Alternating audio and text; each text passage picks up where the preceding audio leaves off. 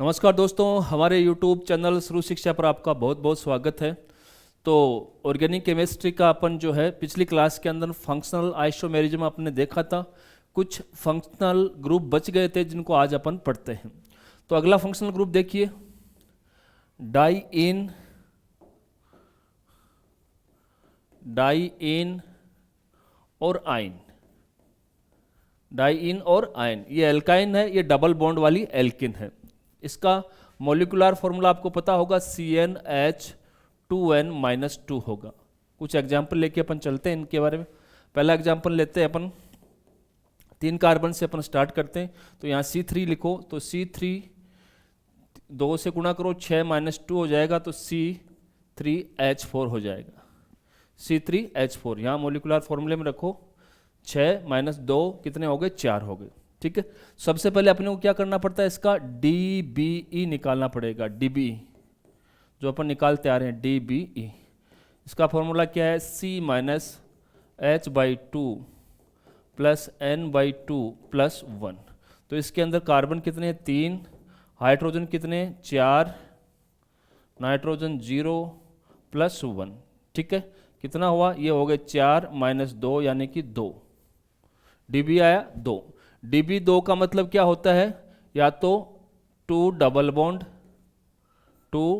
Bond, यही बताया मैंने पिछली क्लास के अंदर, देखो तो आप, या 1 ट्रिपल बॉन्ड, या 2 रिंग, या 1 रिंग + 1 डबल बॉन्ड। इसके जितने भी पॉसिबिलिटी हैं उसी के आधार पर अपने को आइसोमर बनाने हैं। ठीक है, या तो 2 डबल बॉन्ड वाले बनाओ, या फिर 1 ट्रिपल बॉन्ड वाला बनाओ, फिर 2 रिंग वाला पॉसिबल है तो बनाओ, पॉसिबल नहीं है तो मत बनाओ, या 1 रिंग और 1 डबल बॉन्ड वाला बनाओ। तो इसको मैं आगे वाली स्लाइड पे इसको सोल्व करता हूँ। कौन सा था, C3H4। तो अपन सबसे पहले सोल्व करते हैं इसका कौन सा आइसोमर, डबल बॉन्ड वाला, 2 डबल बॉन्ड। इसके जितने भी आइसोमर पॉसिबल हैं वो अपन सब बनाएंगे। तो 2 डबल बॉन्ड के देखो, कार्बन कितने हो गए साहब, पहला आइसोमर 3 को ऐसे व्यवस्थित कर दो, 1 डबल बॉन्ड यहाँ लगा दो, 1 डबल बॉन्ड यहाँ लगा दो। और कोई पॉसिबिलिटी है क्या, बिल्कुल कोई पॉसिबिलिटी नहीं है, आप डबल बॉन्ड को कहीं पर भी चेंज नहीं कर सकते। तो इसका एक कंपाउंड बनेगा। ट्रिपल बॉन्ड यानी कि आइन, यानी कि ट्रिपल बॉन्ड वाला आइसोमर देखते हैं। तो ये आप 2 नंबर का आइसोमर ले लो, इसमें भी कार्बन 3 है, इसे व्यवस्थित कर दो, यहाँ पर आप ट्रिपल बॉन्ड लगा दो, फिर चाहे यहाँ पर लगाओ, एक ही आइसोमर होगा तो इसका एक ही बनेगा। ठीक है, फिर 2 रिंग, तो इसके अंदर 2 रिंग पॉसिबल नहीं है, 2 रिंग वाला DBA में आया 2 रिंग, तो 2 रिंग इसमें पॉसिबल नहीं है, किसके अंदर, 3 कार्बन के अंदर, तो इसका मान हो जाएगा 0। फिर देखो 1 रिंग + 1 डबल बॉन्ड, इससे कोई आइसोमर बनता है क्या, बिल्कुल बनेगा। 3 कार्बन के अंदर आप ऐसे बना दो, ये लो, ये बन गया। और कोई पॉसिबिलिटी है क्या, बिल्कुल कोई पॉसिबिलिटी नहीं है इसके अलावा। तो टोटल आइसोमर कितने बने साहब, 3 बन गए।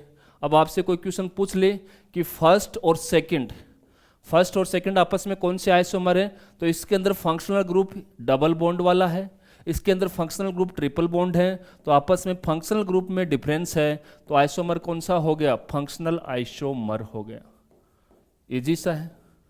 आपसे कोई पूछ ले कि 1 और 3 कैसा है, तो ये कैसा है, ये है साइक्लिक, और ये कैसा है, स्ट्रेट, तो इसको अपन बोलेंगे रिंग साइक्लिक, रिंग आइसोमर। ये कौन से होते हैं, रिंग आइसोमर होते हैं। अर्थात एक कंपाउंड जो है उसके अंदर स्ट्रेट वाला होता है और एक रिंग वाला होता है, उसे रिंग आइसोमर कहा जाता है। आपसे कोई पूछ ले कि 2 और 3 कैसे होंगे, तो ये स्ट्रेट है, ये रिंग में है, तो ये भी कैसा होगा, रिंग आइसोमर होंगे, आपस में रिंग आइसोमर होंगे। तो ये एग्जाम्पल हैं आपके C3H4 के। एक एग्जाम्पल और ले लो, इससे आगे वाले कार्बन के लेके देख लो आप। पहले मॉलिक्यूलर फॉर्मूला लिख लो, -2 होता है, 4 कार्बन का लेंगे तो C4, 8 - 2 C4H6। इसका एग्जाम्पल लेके चलते हैं। इसका सबसे पहले आपको क्या निकालना पड़ेगा, DBE। पिछली क्लास के अंदर अपन करते आ रहे हैं। DBE निकालने के लिए फॉर्मूला क्या है, ये फॉर्मूला है, फॉर्मूला रख दो। कार्बन कितने हैं, 4 हैं, हाइड्रोजन कितने, 6/2 प्लस 0/2 प्लस 1, ये आ गए 5 माइनस 3 यानी कि 2। 2 का मतलब क्या होता है? 2 डबल बॉन्ड। वही चीज़ें बार बार लिख रहा हूँ मैं, आपको समझाने के लिए लिखना पड़ रहा है। तो 2 डबल बॉन्ड वाले बनाइए, या इसको बोल सकते हैं कि 1 ट्रिपल बॉन्ड वाले बनाइए, या 2 रिंग वाला हो सकता है कि 2 रिंग बना दो आप, या 1 रिंग हो प्लस 1 डबल बॉन्ड हो। इनके आइसोमर बना के देख लीजिए, मैं बनाता हूं। सबसे पहले 2 डबल बॉन्ड वाला, 2 डबल बॉन्ड वाले कितने आइसोमर पॉसिबल हैं? तो आप पहला के अंदर क्या करना है, चारों कार्बन को स्ट्रेट लाइन में लगा दो। 2 डबल बॉन्ड एक बार यहाँ लगा दो, एक बार यहाँ लगा दो। और कोई पॉसिबिलिटी है? बिल्कुल है। इस डबल बॉन्ड को यहाँ पर ले आओ, तो C double bond C double bond C। और कोई पॉसिबिलिटी है क्या? करके देख लो। अगर यहाँ डबल बॉन्ड लगाते हो तो एक डबल बॉन्ड यहाँ लगाना पड़ेगा, तो इस कार्बन की वैलेंसी 5 हो जाएगी, मतलब और कोई पॉसिबिलिटी नहीं है। अगर आपको लगता है तो घर पे आप बार बार प्रैक्टिस करिए, यही 2 आएंगे। आयन वाली यानी कि एल्काइन वाला, तो ट्रिपल बॉन्ड लगाना है, तो तीसरा आइसोमर बना लेता हूँ कि पहले सीरीज में व्यवस्थित कर दो, यहाँ ट्रिपल बॉन्ड लगा दो, तो एक ये हो गया। दूसरा हो सकता है कि ट्रिपल बॉन्ड यहाँ पर ले आओ, ये लो। इसके अलावा आपको लगता है ये 2 ही पॉसिबल है, आपको लगता है तो रजिस्टर में करके देखिए, कोई पॉसिबिलिटी नहीं होगी। थोड़ा मैं ये मिटा देता हूँ। फिर आता है 2 रिंग। 2 रिंग वाले देखो, डीबीए के फॉर्मूले से आप आसानी से, मॉलिक्यूलर फॉर्मूला आपको कोई दे दे तो आराम से आप जो है आइसोमर निकाल सकते हो। तो 2 रिंग वाला देखो, 2 रिंग वाला, तो 4 कार्बन है, तो ऐसे करके ऐसे अपन 2 रिंग बना सकते हैं। एक रिंग तो ये वाली और एक रिंग ये वाली, तो एक कंपाउंड सम बिल्कुल पॉसिबल है 2 रिंग वाले के अंदर। आगे वाला ले लीजिए, 1 रिंग प्लस 1 डबल बॉन्ड वाला। आपको एक रिंग लेना है और एक डबल बॉन्ड लेना है। तो देखिए, एक तरीका तो ये हो सकता है, ये लो आप यहाँ डबल बॉन्ड लगा दो, यहाँ CH3 लगा दो। कार्बन काउंट करो, 1 2 3 4 ही है, आराम से कर सकते हो। दूसरे के अंदर इस डबल बॉन्ड को यहाँ पर लगा दो, चाहे इधर लगा दो, तो सेम कंपाउंड बनेगा। तो अब की बार यहाँ लगा दिया, ये CH3 हो गया, एक आइसोमर ये हो गया। ये 5 नंबर का आइसोमर हो गया, ये 6 नंबर का हो गया, ये आपके 7 नंबर का हो गया। और कोई पॉसिबिलिटी है क्या? एक पॉसिबिलिटी और है, 8 नंबर का बना दो। इस तरह से इस डबल बॉन्ड को बाहर ले आओ रिंग से, CH2 यहाँ, ये लो, ये पॉसिबिलिटी। तो टोटल कितने आइसोमर बन गए? 8 बन गए। अब आपसे पूछा जाए कि, अब देखो इसमें याद रखना है आपको हमेशा, क्या याद रखना है? ये इसके साथ हमेशा फंक्शनल आइसोमर होगा, क्योंकि इनकी जो फंक्शनल ग्रुप है वो चेंज होता है। ये इसके साथ भी फंक्शनल होगा, इसके साथ भी फंक्शनल होगा, ये वाला जो है, सॉरी, इसके साथ फंक्शनल नहीं होगा, ये आपस में एक दूसरे के साथ फंक्शनल होंगे, ठीक है। रिंग वाले को किसी को भी आप उठाओगे और इनमें से किसी के साथ करोगे तो आपको पता है कि ऑर्डर कौन सा होता है, RTFMCP। तो सबसे पहले रिंग आइसोमर को आप प्रियोरिटी आपको देना है। प्रियोरिटी ऑर्डर मैंने आपको पहले बता चुका हूं। तो प्रियोरिटी ऑर्डर आपको किसको देना है? रिंग आइसोमर को देना है। तो आपसे कोई पूछ ले, जैसे मैं लिख ही देता हूं क्वेश्चन ताकि आराम से आप सोल्व कर सको। आपसे कोई पूछ ले 1 और 2 आपस में कैसे हैं, आपसे कोई पूछ ले कि 2 और 3 कैसे हैं, कुछ कुछ मैं लिखता जाता हूं, 4 और 5 आपसे पूछ ले, या 5 और 6 आपसे पूछ ले, ठीक है, 5 और 6 आपसे पूछ ले, बस इतना आप ध्यान रखिए, बाकी का आप कर सकते हो। तो 1 और 2 देखिए, 1 और 2 के अंदर आपको देखना है कि कौन सा आइसोमर जो है पॉसिबिलिटी है। तो 1 और 2 ये देखिए, इसके अंदर सबसे पहले आप मेन चेन का आपका क्या करना है, सिलेक्शन करना है। तो मेन चेन ये रही, इसमें कार्बन कितने मेन चेन में? 4 कार्बन है। इसकी भी मेन चेन अपन ने सिलेक्ट कर ली, इसमें भी कार्बन कितने हैं? 4 हैं। तो मतलब चेन आइसोमर तो पॉसिबल नहीं है। फिर पॉसिबिलिटी किस में है? इसमें डबल बॉन्ड देखो 1 2, मतलब फर्स्ट और सेकंड कार्बन पर, दोनों कार्बन पे डबल बॉन्ड आ रहे हैं। और इसमें काउंट करो 1 2 3, यानी कि फर्स्ट और थर्ड कार्बन पे डबल बॉन्ड आ रहे हैं, मतलब डबल बॉन्ड की पोजीशन चेंज हो रही है। तो कौन से आइसोमर हो गए? Positional isomer. आराम से आप कर सकते हो इसको। अब देखो 2 और 3, 2 ये रहा, 3 ये रहा। इसमें फंक्शनल ग्रुप क्या है? डबल बॉन्ड है। इसमें फंक्शनल ग्रुप क्या है? ट्रिपल बॉन्ड है तो ये आपस में कैसे हो गए, फंक्शनल आइसोमर हो गए। तो ये भी आप कर सकते हो। 4 और 5 आपसे पूछा जाए तो यहाँ पर तो स्ट्रेट है और यहाँ पर ये साइक्लिक रिंग में है, तो इसको हमेशा बोला जाता है रिंग आइसोमर, इसमें दिमाग आपको लगाना ही नहीं। 5 और 6 पूछ ले आपको, देखो 5 और 6 में दोनों ही रिंग है, दोनों ही रिंग है। तो देखिए और कुछ है इसमें, देखो ये रिंग है, ये भी रिंग है, तो इनको बोलते हैं 5 और 6 को साइक्लिक आइसोमर। दोनों आपस में कैसे हैं, साइक्लिक हैं, तो इनको बोलते हैं साइक्लिक आइसोमर। तो इस प्रकार से आप सभी के आंसर जो हैं आप दे सकते हो। ठीक, आगे की तरफ बढ़ते हैं। अगला फंक्शनल ग्रुप अपन उठाते हैं aldehyde ketone, aldehyde and ketone. Molecular formula लिखता हूं मैं इसका CnH2nO।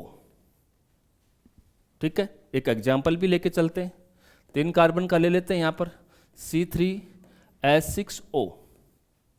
ठीक है, तो C3H6O का आपको सबसे पहले क्या निकालना पड़ता है, DBE। Formula C-H/2 plus N/2 plus 1। Carbon कितने इसमें 3, हाइड्रोजन 6/2 प्लस 0/2 प्लस 1। अब देखो सोल्व करो इसको, 4 - 3, इसको किया तो 3 यानी कि फाइनल 1 निकलेगा। 1 का हमेशा मतलब क्या होता है, या तो 1 single double bond, 1 double bond होता है, इसका मतलब 1 डबल बॉन्ड को लेते हुए आइसोमर बनाना, या 1 का मतलब होता है सिंगल रिंग। क्या होती है, सिंगल रिंग। ठीक है, ये पॉसिबिलिटी आपको देखनी है। आपको वो सारे फंक्शनल ग्रुप सेलेक्ट करने हैं जिनमें ऑक्सीजन तो हो ही, मॉलिक्यूलर फॉर्मूले के अंदर ऑक्सीजन है, साथ में उनके साथ में या तो एक डबल बॉन्ड हो, ऐसे आपके एल्डिहाइड में देखो कौन कौन से पॉसिबल हो सकते हैं। एल्डिहाइड पॉसिबल हो सकता है, क्यों हो सकता है, क्योंकि एल्डिहाइड के अंदर ऑक्सीजन तो होता ही है, साथ में इसके एक डबल बॉन्ड भी होता है।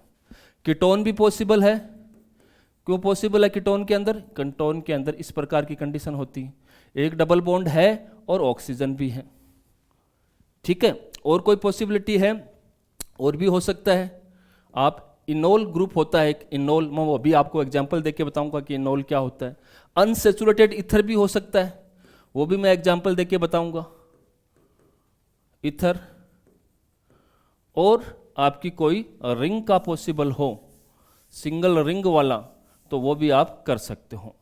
तो इतने फंक्शनल ग्रुप के आधार पर इनको अपन डिवाइड कर सकते हैं। तो अपन एल्डिहाइड का बनाते हैं, फॉर्मूला आपके सामने ये रहा।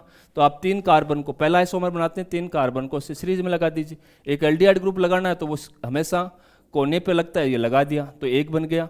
दूसरी कोई पॉसिबिलिटी है, नहीं है। इसको यहाँ पे लगाओगे तो एक कीटोन बन जाएगा, यहाँ पर लगाओगे तो सेम वैसा ही हो जाएगा, तो एक ही आइसोमर बनेगा। दूसरा कीटोन का आइसोमर बिल्कुल बनेगा, ये बन जाएगा। और कोई पॉसिबिलिटी है क्या, बिल्कुल कोई पॉसिबिलिटी नहीं है। आप यहाँ पर लेके जाओगे तो एल्डिहाइड बन जाएगा, इधर लेके जाओगे तो भी एल्डिहाइड बन जाएगा, कीटोन नहीं रहेगा। इनोल में क्या होता है, एक तो डबल बॉन्ड होगा प्लस OH समूह। अगर किसी कंपाउंड के अंदर डबल बॉन्ड हो प्लस उसके साथ में OH हाइड्रोक्सी ग्रुप जुड़ा हुआ हो तो उसे इनोल कहा जाता है।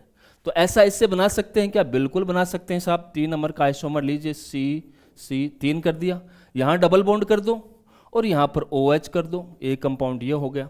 और कोई पॉसिबिलिटी है क्या, बिल्कुल पॉसिबिलिटी है। OH को यहाँ पर ले आओ, ये लो। और कोई पॉसिबिलिटी है क्या, अपन करके देखते हैं है या नहीं। यहाँ OH लगाओगे तो सेम यही बन गया, और कहीं पर भी लगाओगे तो सेम वही हो जाएगा। तो ये 2 पॉसिबिलिटी है इनोल की। अनसैचुरेटेड ईथर का मतलब क्या होता है, डबल बॉन्ड हो और ईथर हो। ईथर क्या होता है, ROR होता है, तो इसके अंदर डबल बॉन्ड डालना है। तो आपका 5 नंबर का आइसोमर ये लो, आपने कर दिया।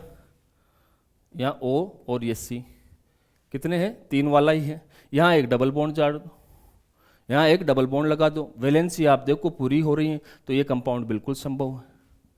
ठीक है, रिंग में आ जाओ आप। रिंग में आपको क्या करना है, ऑक्सीजन को लेना है। तो आपका एक तो कंपाउंड ये बन सकता है, ऑक्सीजन को रिंग में ले लो और ये कंपाउंड रिंग वाला हो गया, ऑक्सीजन यहाँ कोने पे लगा दिया। दूसरा कंपाउंड क्या हो सकता है, ये पॉसिबल है, यहाँ CH3 लगा दिया, हाथ से बना बना के देखोगे बन जाएंगे। और कोई पॉसिबिलिटी है, और इसमें कोई पॉसिबिलिटी है तो आप देखो, और कोई पॉसिबिलिटी नहीं लग रही, ये दो ही पॉसिबिलिटी लग रही हैं। CH3 को चाहे यहाँ लगा दो चाहे यहाँ लगा दो, इसमें कार्बन इतना हो गया। एक पॉसिबिलिटी ये भी हो सकती है, 3 कार्बन, ये लो यहाँ OH लगा दो, है कि नहीं? ये पॉसिबिलिटी है, बिल्कुल है। अब और आप कहीं कुछ पॉसिबिलिटी है नहीं, और आप करके देख सकते हो। तो ये सारे आइसोमर बन जाएंगे। ये एक दूसरे के, इस रिंग को छोड़कर, ये रिंग को छोड़कर ये एक दूसरे के क्या फंक्शनल आइसोमर हैं। और फंक्शनल आइसोमर के साथ में अगर कोई दो हो, जैसे इसको अपन पूछ लें कि 3 और 4 क्या है, तो 3 और 4 फंक्शनल तो हो नहीं सकते। क्यों नहीं हो सकते? क्योंकि दोनों के अंदर क्रियात्मक समूह सेम है, OH है। तो आप क्या करो, कार्बन की श्रृंखला का चयन कर लो, ये लो साहब, नंबरिंग कर दो 1 2 3, यहाँ से कर दो 1 2 3।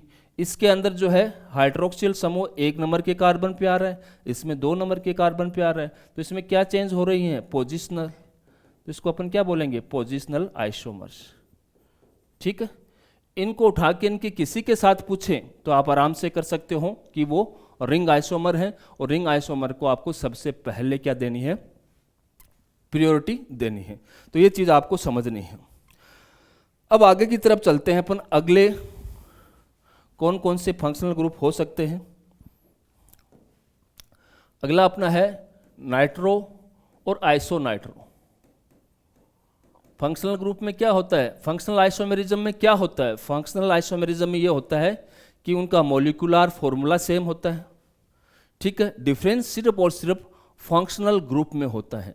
ठीक है, तो नाइट्रो और आइसोनाइट्रो जो हैं, ये दोनों अलग अलग फंक्शनल ग्रुप हैं, लेकिन इनका मॉलिक्यूलर फॉर्मूला सेम हो सकता है। जैसे उदाहरण के तौर पर बताता हूं, नाइट्रो को अपन इस तरह से लिखते हैं। ठीक है, यहाँ प्लस और यहाँ माइनस। आइसोनाइट्रो को इस प्रकार से अपन लिखेंगे। एक एग्जाम्पल मैं लिख देता हूं, यहां पर कोई भी एल्किल ग्रुप जोड़ दो, जैसे CH3 जोड़ दिया मैंने,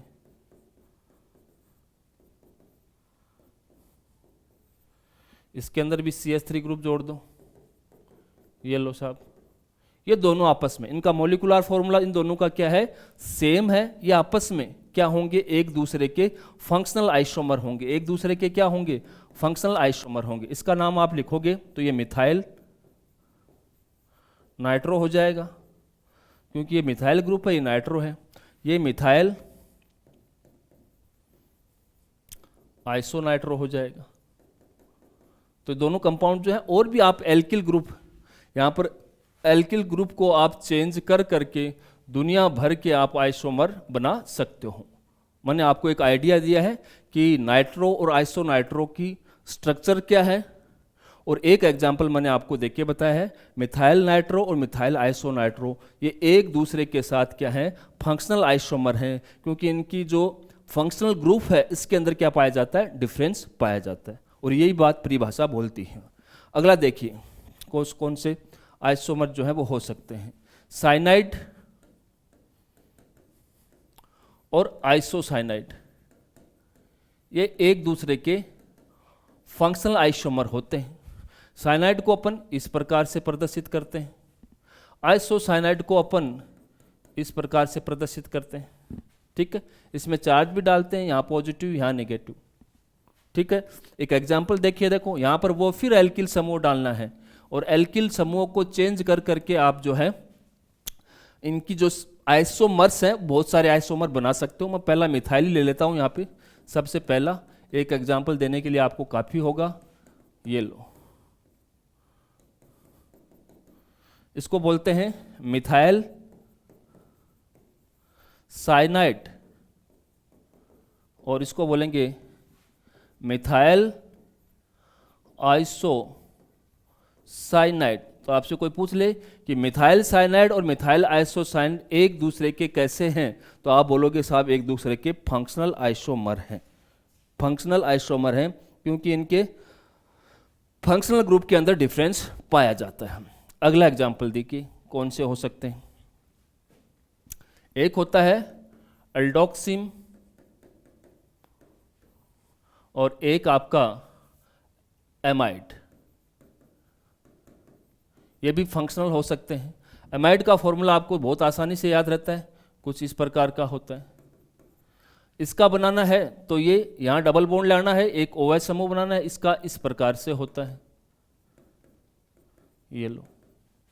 तो ये दोनों फंक्शनल ग्रुप जो है एक दूसरे के फंक्शनल आइसोमर है। एग्जाम्पल के लिए आपको यहाँ पर क्या डालना है, एल्किल समूह। तो एल्किल समूह को चेंज कर करके आप बहुत सारे आइसोमर बना सकते हो। पहला एल्किल समूह, सबसे इजी एल्किल समूह लेते हैं, CH डबल बॉन्ड NOH।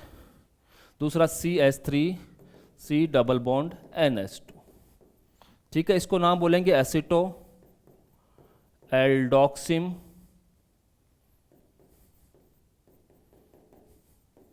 इसको एसिटेमाइड।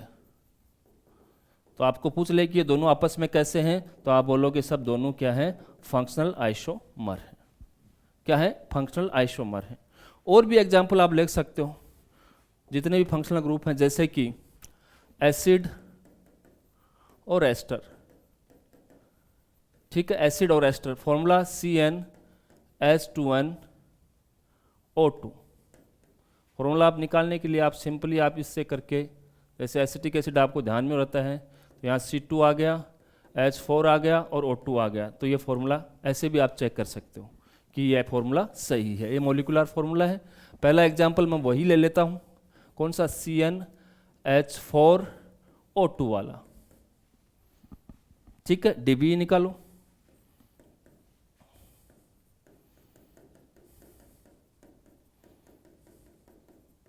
ये लो साहब, कार्बन कितने, 2, हाइड्रोजन कितने, 4/2 कट गया, 0/2 + 1, 1 का मतलब 1 डबल बॉन्ड और 1 और रिंग। ठीक है, तो देखो ये दोनों चीज़ें आपको फॉलो करते हुए जितने फंक्शनल ग्रुप बन सकते हैं उतना बनाना है आपको। तो देखो सबसे पहला तरीका ये हो सकता है, इसको इस तरह से लिखा जाए, ये लो, ये एसिड हो गया। एक तरीका ये भी हो सकता है, इसका आपको नाम पूछे तो इसको क्या बोलेंगे, मिथाइल, और ये OH होता है, मिथाइल, मिथाइल, ये कार्बन एक है तो मेथेनोएट, मेथेनोएट। ये नाम आप IUPAC पद्धति से समझ जाओगे। और कोई सिस्टम हो सकता है क्या, और भी हो सकता है, करना चाहो तो देखो, यहाँ OH लगा दो, ठीक है, और यहाँ पर डबल बॉन्ड लगा दो, कितने हो गए वैलेंसी, एक हाइड्रोजन यहाँ लगा दो, ये भी हो गया, ये लो, ये भी बन गया। इसकी वैलेंसी कम हो रही है तो यहाँ कर दो, ये लो साहब, ये भी हो गया।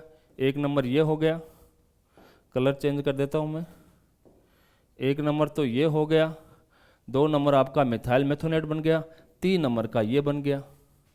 ठीक है, इसका नामकरण आप करना चाहो तो देखो नामकरण कैसे करोगे आप।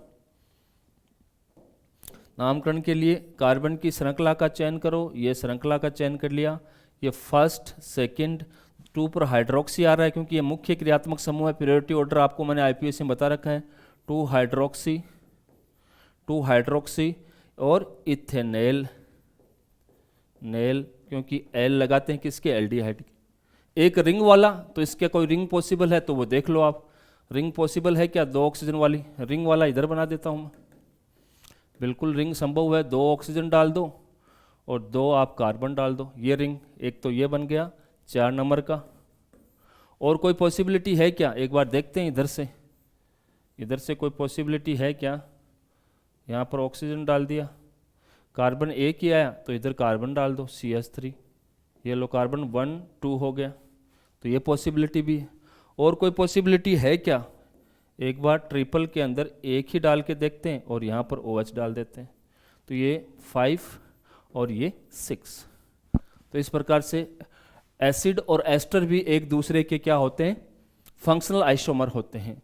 और ये मोलिकुलर फॉर्मूला जब कभी भी आपको दे दे, ऐसे कोई क्वेश्चन आ जाए कि ये मोलिकुलर फॉर्मूला है, इसके जितने भी पॉसिबल फंक्शनल आइसोमर हैं वो आपको बनाने हैं, तो एक रफ आइडिया आप लेने के लिए सबसे पहले क्या करोगे, DBE निकालोगे, DBE इस फॉर्मूले से निकालोगे, तो आपको एक आइडिया आ गया कि एक डबल बॉन्ड का होना जरूरी है और ऑक्सीजन दिया हुआ है तो 2 ऑक्सीजन का होना जरूरी है। तो ऐसे सारे फंक्शनल ग्रुप ढूंढो जिसके अंदर एक डबल बॉन्ड हो और 2 ऑक्सीजन हो, तो एसिड और एस्टर आते हैं, ठीक है। या फिर एक रिंग वाला, तो ये रिंग वाले सारे बन जाएंगे, ठीक है। तो इसके अंदर आप ये 3 स्ट्रेट वाले और ये आपके जो 3 हैं वो रिंग वाले बनेंगे, और ये इनके साथ में हमेशा रिंग आइसोमर होंगे, ठीक है। इनका आपस में ये इसके साथ, ये इसके साथ, ये इसके साथ, ये इसके साथ आपस में क्या होंगे, फंक्शनल आइसोमर होंगे। जैसे आपसे कोई पूछ ले 1 और 2 क्या है, फंक्शनल आइसोमर है, 1 और 3 क्या है, फंक्शनल आइसोमर है, पूछ ले 1 और 4 क्या है, 1 और 4 क्या है, तो रिंग की दिक्कत है तो रिंग आइसोमर होंगे, ठीक है। रिंग का डिफरेंस है तो रिंग आइसोमर होंगे। तो ये फंक्शनल आइसोमेरिज्म के बारे में संपूर्ण क्लास होती है। अपन कल नेक्स्ट क्लास के अंदर टोटोमेरिसेशन जो है वो पढ़ेंगे। अभी के लिए इतना ही, धन्यवाद, फिर मिलते हैं नेक्स्ट क्लास में।